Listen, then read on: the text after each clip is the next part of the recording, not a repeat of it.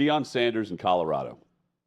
Post-game, I don't have a lot of beef or, negative reaction to what he said. Again, normally, I said last year, he hits the right tone with me.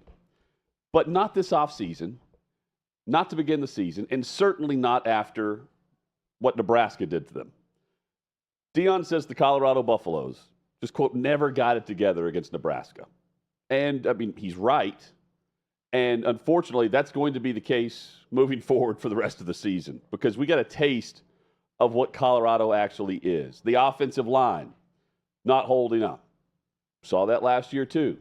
He was asked directly in the postgame presser, is a lot of what the issues that he sees playing out through the first couple of games here, even though they've won, the issues that he sees, is it carry over in some of the same problems he had a year before? And he goes, yes and no. So he's acknowledging that they haven't done enough to improve the roster for all of the hype, for all of the chatter, and all of the pretending, quite frankly. It's time to stop pretending that Colorado is one of these premier programs. Because while they're the red carpet program, whenever the movie actually starts rolling, it's not that entertaining. It was a beatdown. Matt Rule's crew gave us the entertaining part of it. Instead, Colorado's giving us Shedeur leaving with 2 minutes left. Trey Wallace had boots on the ground there in the tunnel whenever he took off before the end of the game to get checked out. Give him the benefit of the doubt. Injuries happen. Shiloh, he left. Possible, broken forearm, I believe. Legit. Shedeur leaving early, who knows? But again, questions like that always creep up. You've got Travis Hunter turning around and talking with his head coach. Those things happen. Complaining, eager to get more touches, eager to be more part of the game, pissed off because you're losing and things are being, said on the sideline, whatever. But there's this energy that lacks when Colorado actually takes the field that is always there during the week and then again on postgame. And the energy in the locker room was the question that Trey Wallace asked that the SID didn't want Trey to ask. But to his credit, Deion, after Trey told me he was holding up his hand for 10 minutes, Deion took his question. It was the final question of the presser postgame. Coach, Trey Wallace with OutKick and Fox. In the locker room, what did you see from your leaders in the locker room, maybe post-game? Speaking up with I don't really care what I see after a game. I care what I see in the game. Leader leads in the game. I don't want to hear no leader in the locker room leading and you get your butt kicked. I want to see you lead there. Because if you don't lead there, they're not going to listen to you in there. So I could care less who's rallying them up at the end and leading the prayer in there at the end. I don't care about that. I want to, who's leading us out there? In the timeout, who's getting them together? Who's telling them to run?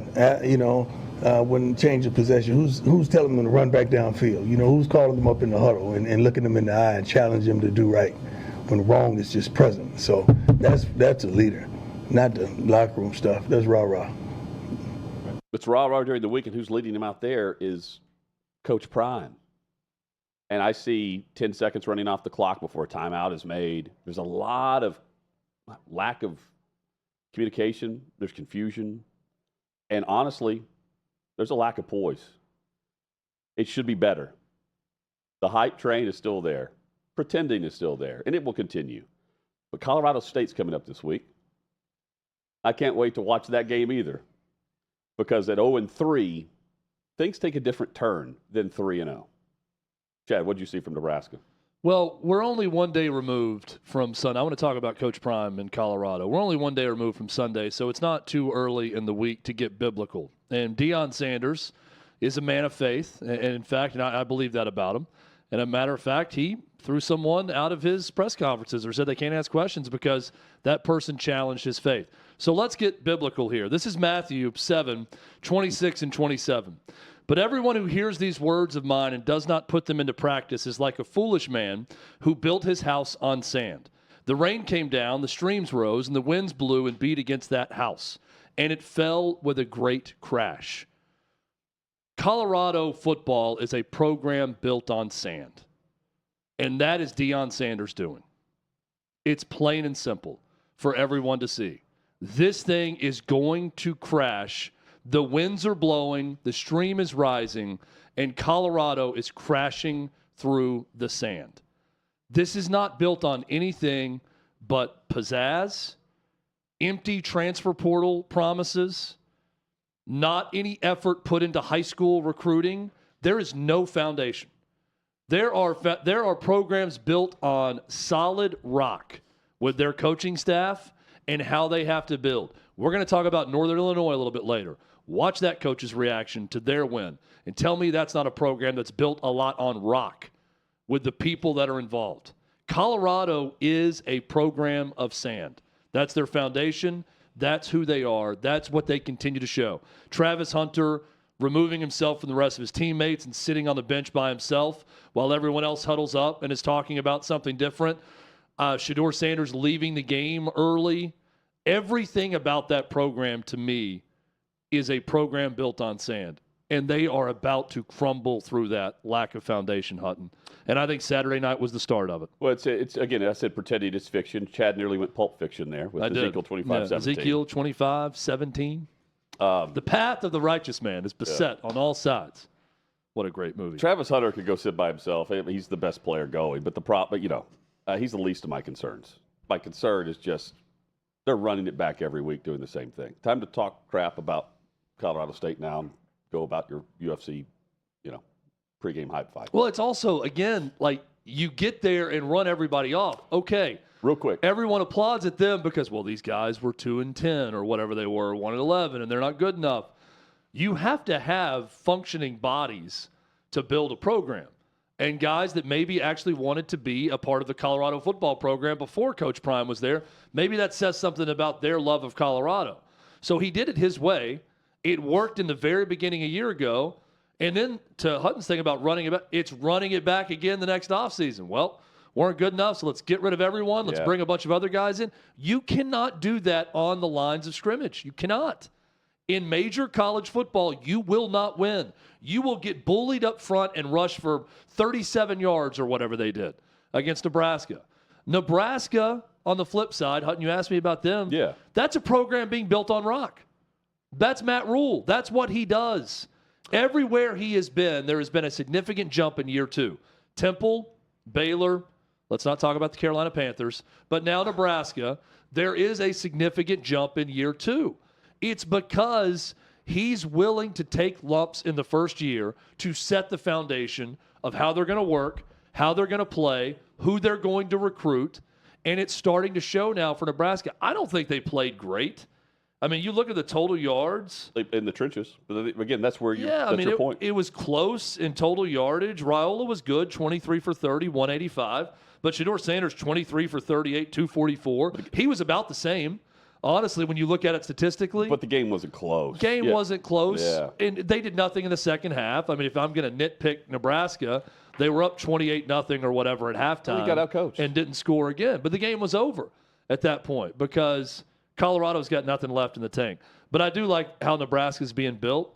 And I've said it throughout the offseason, 7-0 before they play Ohio State.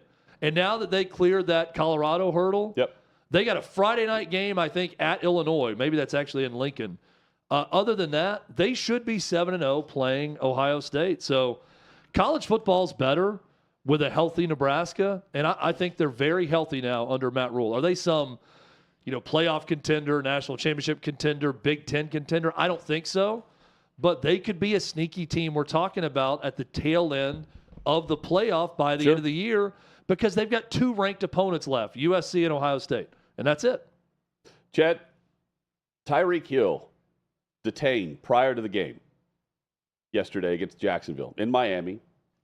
And I learned about this. I flip on – it was CBS or Fox one. I think maybe it was CBS. And they do the live look-ins. And Drew Rosenhaus is being interviewed. And I'm thinking, who got the latest contract extension? Yeah. He represents Tyreek Hill, and he's sweating. I mean, it's humid down. It's, it's Hard Rock Stadium. It's hot. Now, what is going on? Because no one's warming up yet. It's very early. Agents typically go in. They have clients on both teams. They'll go into the top games where all their clients are playing. Or, in this one, he's got some big ones. And they're talking about Tyreek Hill being arrested prior to the game. And that he's going to play, that he's back and he's okay. And I'm thinking, what is this about? Tyreek, by the way, Rosenau said he doesn't know why. We don't understand what happened here, but we're going to move forward. We're going to figure this out after the game. So everyone then the discussion's about, okay, how does Tyreek Hill compartmentalize this and just play? He played very well, by the way. So the fallout, Miami-Dade police outside Hard Rock Stadium. Here's the statement. Following the incident involving Tyreek Hill, I've initiated an internal affairs investigation to ensure thorough review of the matter. One of the officers involved in the incident has been placed on administrative duties while the investigation is conducted. I'm committed to transparency and accountability to the community with any situation involving my officers. This is the director of the Miami-Dade Police Department. So here's the footage of it. You can see just outside, what a car, by the way, just outside the the parking lot for the team, Hard Rock Stadium. I mean, this is craziness. Yeah. The lack of detail here. So, and then Calais Campbell comes up, and he's also put in cuffs. Do we have the latest, guys, from the Miami Police Department when they explained what their side of the story is on this? I don't know if we have that statement, but I've got the report right here. Miami-Dade came out after saying that they're initiating an internal affairs investigation and ensure a thorough review of the matter, all that stuff. Here is their side of the story, and I want to be fair to both sides here, because you see that and you see that he wasn't arrested for anything, but they gave him a couple citations and he was able to play in the game, and immediately that visual makes you think, overzealous cop. What's going on here? It's Tyreek Hill on the way into the stadium. This is Scotty Scheffler 2.0, right? That was my initial thought on it, was this is Scotty Scheffler 2.0. Yep. So Miami-Dade said, quote, before the Dolphins game yesterday, an incident occurred where Tyreek Hill was placed in handcuffs before being released. First, to be clear, at no time was he ever under arrest. He was briefly detained for officer safety after driving in a manner in which he was putting himself and others in great danger. Upon being stopped, Mr. Hill was not immediately cooperative with the officers on scene, who, pursuant to policy and for their immediate safety, placed Mr. Hill in handcuffs. Mr. Hill, still uncooperative, refused to sit on the ground and was therefore redirected to the ground by the officers. Once the situation was sorted out within a few minutes, Mr. Hill was issued 2 traffic citations and was free to leave. They have placed the officer on administrative leave while they investigate the matter, but at this time, they believe the officers acted appropriately in this matter. So when I see the video, there's more than one officer there. Also, typically, this is ingress, egress around a stadium. It's not like there's a ton of traffic yet that early, but there's traffic. I don't know how fast you can drive around the stadium, having been there several times. There is an F1 race around there. But Chad, this is right outside Hard Rock, and you know who Tyreek Hill is. You know who the players are based on the cars they're driving. To me, just one officer, 3 officers, there's one dude who knows who Tyreek Hill is right there. And you're going to have him sit on the ground? For what reason? If it's just a traffic situation. You see what I'm saying? Yeah. I have so many questions about that. Who knows? You think he's going to run away from you because he's so fast? What? What does uncooperative mean when you stopped him? I don't know. I mean, he did stop. I do want to be fair to the cops, because I don't know if Tyreek Hill doesn't have a squeaky clean reputation. Let's put that out there also when it comes to issues of law. Allow him to pull in the parking lot and then talk to him. So I don't know, is he threatening the cops to let him go because he's got to get to the game? Or do you know who I am? Did he run into a cop that's having a bad day when he started saying things like that? I don't know. But, yeah, watching the visual, I immediately thought of Scotty Scheffler. I'm thinking he's probably going about the same routine he does on game day, and some cop was trying to stop him from going to a certain area, and he's waving the cop off and saying, I'm Tyreek Hill, and is going through, and then has words with the cops, and he's put on the ground. And then Tyreek Hill afterward had a lot to say too, but I don't. Until we know what Tyreek Hill did to be uncooperative, what does uncooperative mean? Well, did you get physical with a cop? Are you shouting at the cop immediately? They said he was not sitting on the curb the way they requested, right. So they had to put him on the ground. Why does he have to sit on the curb if he's already handcuffed? I don't understand any of that of it. Stephen A. Smith right? Jumped in with the same thought that you had about Scotty Scheffler. See, to me, though, like, Stephen A. Smith also gets his states wrong. Didn't the Scotty Scheffler incident happen in Louisville? Yes. What did he say? In the second one, he says, look for yourself. Georgia. This is BS. Totally unnecessary. And by the way, I know the Scotty Scheffler incident was in Georgia, not Florida, and he was arrested, detained, booked. I also know we don't know all the details, blah, blah, blah. But he wasn't face down the ground in cuffs, then forcibly set down again by officers a second time. No, this story isn't going away, and it doesn't need to. Yeah, it's bizarre. Here is Tyreek Hill postgame. Right now, so I've been trying to figure that out too. Man. Right now, I'm still trying to put it all together. So I'm not gonna give you a version that I still don't know what happened. You know what I'm saying? But I do want to be able to use this platform to say, like, what if I wasn't Tyreek Hill, bro? Like, worst case scenario, because it's crazy. Like, I want to be a cop one day. I got a state trooper hat, all that, so I got a lot of respect for cops, man. But obviously, everybody has bad apples in every situation, so I want to be able to, use this platform, to figure out a way to, like, flip this and, make it a positive on both ends, on my end and then also Miami-Dade, so that way we can team together and, do something positive for the community, because that's what it's all about, bro. Like, you guys are here to, like, protect us as individuals, and, I have a platform and I want to be able to team up with you guys, so that's all I got to say. Well, he did his talking on the field. He balled out, as usual, as Tyreek Hill does. He says he wants to be a cop someday. Cool. He also said he wants to let his contract expire and be a porn star. He did have that to say, too. Who knows? Tyreek Hill could do whatever he wants to do. And I allow him to ask the questions that he wants to. A lot of people are asking questions. Maybe we get some answers sooner rather than later. Bizarre way to start the season. Chad, let me also just say the obvious here. Go ahead. And there's a lot of differences between Tyreek Hill and Scotty Scheffler, and it's not just because one's black and one's white. Well, to me, it's recognizability. There's a lot of differences between the way those two have behaved in the past and what they've said and what they do and what they stand for also. I'm not saying that a cop is going to get all that in one glimpse at somebody, but I don't know that that's an apples to apples comparison to steal Tyreek's phrase there. There are bad apples in every bunch.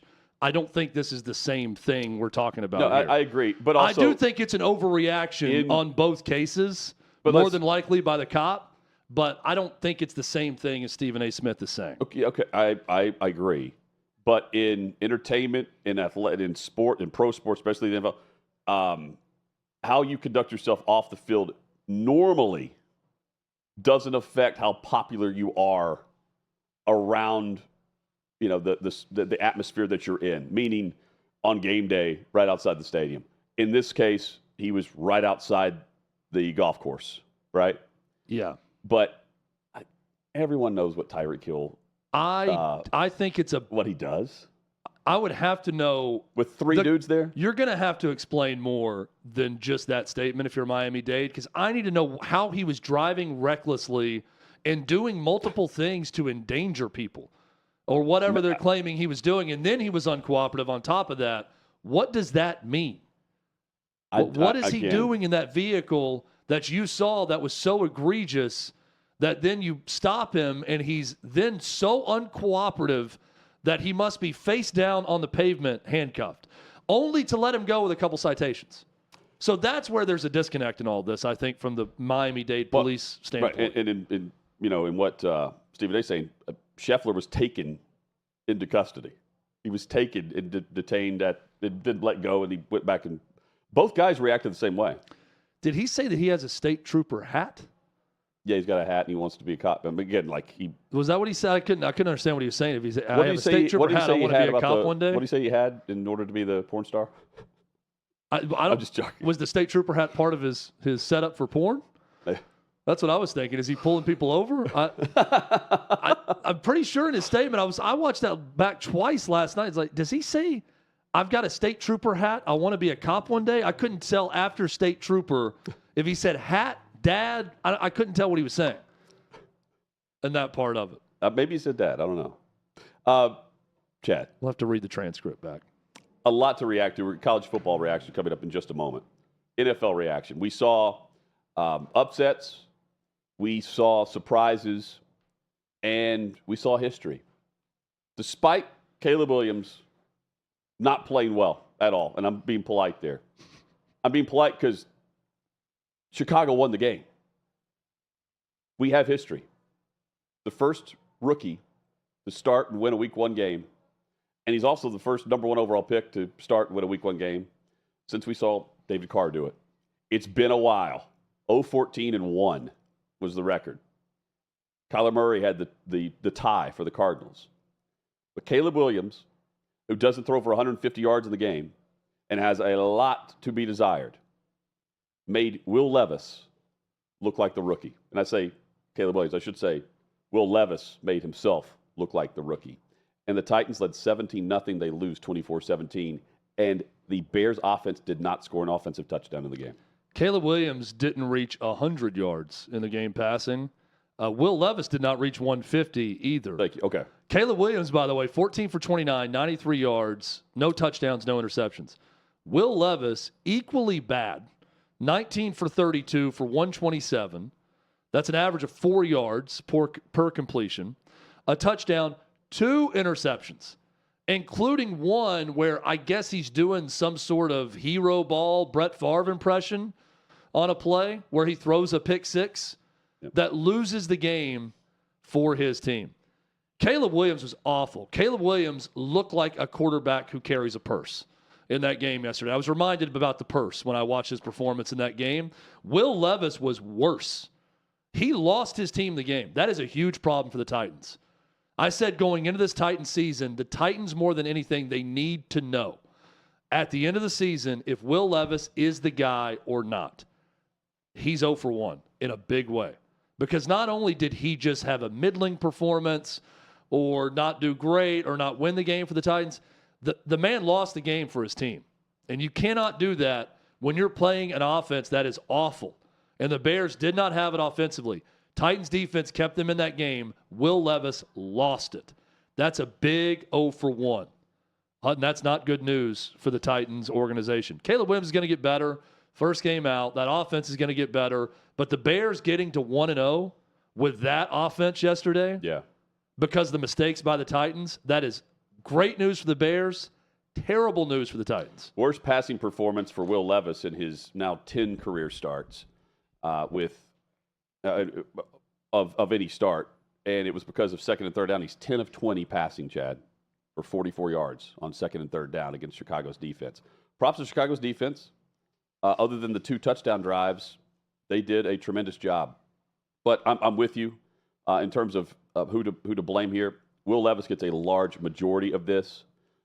Special teams issues are awful as well with a returned kick. The kickoff returns that set up very short yardage field position for Chicago led to field goals. And then, you have the issues with the block punt that led to a touchdown. Those things happen too. But in his 10th start, you start to get a feel for a quarterback. And it's nowhere close to where it needs to be. And you mentioned the hero ball. I don't know what he's trying to do on third down. You eat the sack there. Your defense is going to help you win the game. They had again, Caleb Williams is not doing anything. And instead, he flicks the ball forward, pick six. I don't know if he's trying to get it out of bounds towards the line of scrimmage so it's not intentional grounding, or if he just sees color. I was talking with Keith Bull last night. He says he just saw color, he just flicked the ball forward. I'm thinking, this is exactly what the new head coach told him not to be doing. Yeah, and he talked about it in his press conference today, too. And in the new head number coach. 1 for the new coach, Brian Callahan, the hopeful franchise quarterback for the organization is not playing like that at all. Well, the new coach did not defend Will Levis at all in the press conference today, and you can't defend that play. Will Levis seems like a very intelligent, smart, also funny guy, got a good sense of humor about himself, the Mayo commercial and everything else. The man plays dumb. I mean, point blank.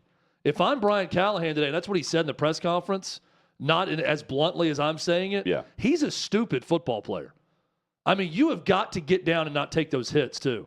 The man plays like Rambo.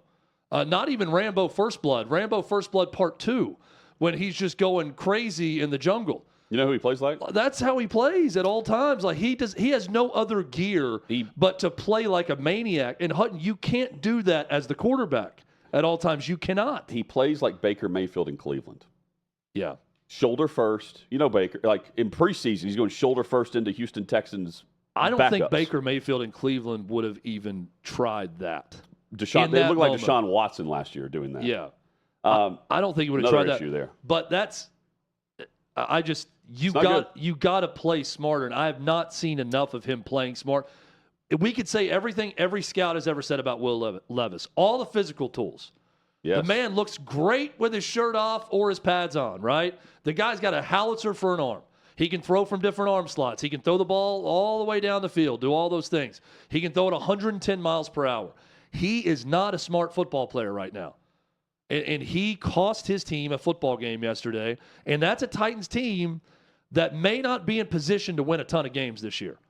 You cannot do that in that moment. He also had Calvin Ridley open a couple times and just overshot him. And I'm not talking about NFL open. I'm talking had his guy beat down the field 4 or 5 yards behind him and overtossed it. Under. Sorry. Yeah, the one was kind of to the left and under, but he also overshot an open receiver. I don't know if it was Ridley, but someone else. It's not a good sign for the Titans. Chad, we're going to run down some truth serum across college football in a moment. Another terrible, awful, and just inexcusable. No good, very bad day. Yeah, so we mentioned my daughter Deshaun loves Watson. that book. This through Pro Football Talk, and from 10 minutes ago, I'm looking at the timestamp. Browns quarterback Deshaun Watson being sued for an accused of sexual assault and battery while on a date in October 2020. This from Pro Football Talk. We'll get more details in a moment. As the guys are sending me this, they should send me that link if they have that up there. More on that in a moment from a quarterback who. What timing? What do you mean? What timing that something from 2020 comes out the day after Deshaun Watson looks awful to start the season against the Cowboys? I don't know if this was just filed or this is like old news that now someone's reporting it or what's going on with it. So we'll get more on that story, that developing story. He's terrible. Awful. He's terrible. Awful. Well, and here's the other thing. What a tough spot for the Browns also. They can't do anything. Stefanski's offense is not for him. I don't know why the play caller's not – and he's not – I don't know why he's not adjusting the offense to fit his quarterback more. Just saying. He should, because, I mean, he's a good coach. Did a lot with four. Where's Joe Flacco? That's what I'll be asking. Where is Joe Flacco now? Is he in Indy? He's the backup in Indy. They didn't re-sign him there. Because we would be hearing about Joe Flacco today. Yeah. That's the storyline is what they didn't want. So on Monday, Chad. They're going to trade for Josh Dobbs? This happened today. To bring him in? On Monday, Watson is sued in Houston for sexual assault and battery and intentional infliction of emotional distress. Accusations are strikingly similar to those made against Watson in more than 20 lawsuits filed in 2021. However, the plaintiff in this case, I'm reading directly from Florio, who filed under the name Jane Doe, contains that she went on a date with Watson. Most, if not all, of the other cases arose from paid massages that Watson had arranged.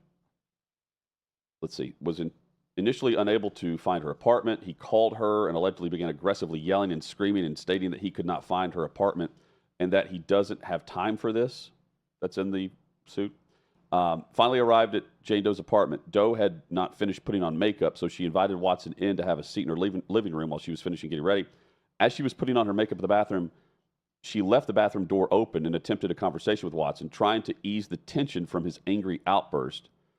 And then she quickly began to believe she was talking to herself because Watson wasn't responding. Again, we'll let them read through this. This is kind of boring so far. I don't know what the details are there. Well, it's bad news for Cleveland. Either way, let's sum up all these stories by saying. Okay, here we go. Bad news for the Cleveland Browns. She came out of her bathroom to find out why Watson was being silent and shockingly found him completely naked on her bed, lying face down on his stomach. While Jane Doe stood there in shock, Watson turned his head and aggressively insisted that she massage him, gesturing to his butt. Asked Watson what he meant, what he wanted her to massage his back, and Watson indicated that it was his buttocks that he wanted massaged. I'm going to need some time to process this story before responding. I need a little more time. Just give me like a solid 30 seconds, Hutton, and then we'll come back and I'll discuss. She then started rubbing his back, and he continued to say, "Focus on my glutes." Anyway. Then exposed himself. So I've had 10 seconds to process. I'll just say that allegation tracks based on what we've heard. Based on other lawsuits and a very consistent theme with Deshaun Watson. Yeah. Why can't our guy Tyler be here on days when stories like this break? So the one resident Browns fan in all of OutKick that could be here to get his actual response in real time to the latest allegation has been put on some overnight shift. This from the report. I think. Before Watson then asked her what she wanted to do instead, before she could answer, Watson, again, the accusation, Watson grabbed her leg and positioned her so that she was lying down. Watson then partially disrobed Jane Doe and penetrated her vagina without consent. She felt paralyzed and unsure if she could risk her safety by trying to stop Watson or endure his assault. And then roughly sexually assaulted Jane Doe for several minutes in a missionary position before grabbing her and flipping her over. This story just coming out. Bad news. We'll talk more about it when we get more information. Dad. Yeah, it's not good. Hutton, I like your shirt you're wearing today. I wanted to point this out. This seems like a victory lap by you based on a conversation we had with Kelly in Vegas last week. Well, she was high on the Wolverines in that game, covering the 7. Hutton was not, and look what happened. Chad, Austin, well done, Longhorns. Because and this is an example of knowing who you are and then going out and being that team, no matter where you're playing. And it's also my headline for Truth Serum Saturday, which was week 2 across college football, and Michigan. Michigan last year played bully ball at the line of scrimmage. Texas did this a year ago at Alabama. I picked Texas last year on the money line. And I was hesitant, but Quinn Ewers showed up and balled out. And so did that defensive front. So did their offensive line. They held up against a really, really good Bama team. Chad, this go-around, not even close. Not even close. They picked up the first 3rd down and 15, or whatever it was, a 3rd and long, first drive. Quinn Ewers, dart down the hash. And I knew right then and there Texas came to play. They were going to win this game. The big house, big in attendance, not much to listen to for the majority of this game. Props. This was a bullying, and Texas is here, and I think they're here to stay with that team. Sarkisian, man, I don't know what the truth serum is for him and what he's got going. He's got his quarterbacks on point. And Quinn Ewers, I believe, is your Heisman pick, right? He is. He looked like that player here. Yeah, he was really good. If we could give truth serum to the Michigan administration, I almost guarantee you they would tell you that they're happy that they have not given Sharon Moore a contract yet. But then he says he's under contract. What? What? Either way, I bet they're happy that it's not locked up long term, given the turnover from Harbaugh to Moore. They were always going to be worse because of everyone they lost the NFL. I don't know that it was going to be this much worse. They don't have a championship-level quarterback. They had that a year ago. They don't have that in Davis Warren right now at Michigan. They did get bullied up front. I was surprised the yardage totals were actually as close as they were. I agree. 389 to 286. It felt like a 300-yard difference in that game. And it was not. 3 turnovers for Michigan. The game score felt like it could have been worse than it actually was in that game. It was a dominating performance by the Longhorns up at Michigan in Ann Arbor. Very impressive for Steve Sarkisian and that team. And my takeaway from the Michigan side of it is just, I mean, they're much worse than a year ago. They still have a pretty favorable schedule. I don't see them losing a bunch of games this year or anything like that. I just think it's a very ho-hum, kind of old school Big Ten team that's got someone that's not that athletic or good at quarterback, that's not going to score a ton of points, it's going to play good defense, and we're not going to be talking about them come playoff time. Well, okay. But that's the difference in last year. You know, that ho-hum. Last year had the Stallion scandal, and everyone knew if you don't do something now, they're going to go win the title, right? They're going to go win the title. And this go around, sure, the Big Ten, whatever. Let me just say this. They also had a first-round quarterback, a first-round NFL talent I didn't quarterback. think that early in the season, though. No, but I mean, they but did. you can But see the difference between J.J. McCarthy and Davis Warren. No doubt. Good point. Also, the comparison. Imagine being Billy Napier and looking up at Ryan Day, going, he's got to beat Michigan, and he gets this schedule with this Michigan team, and I get this schedule. You know? Oh yeah, Just comparing situations.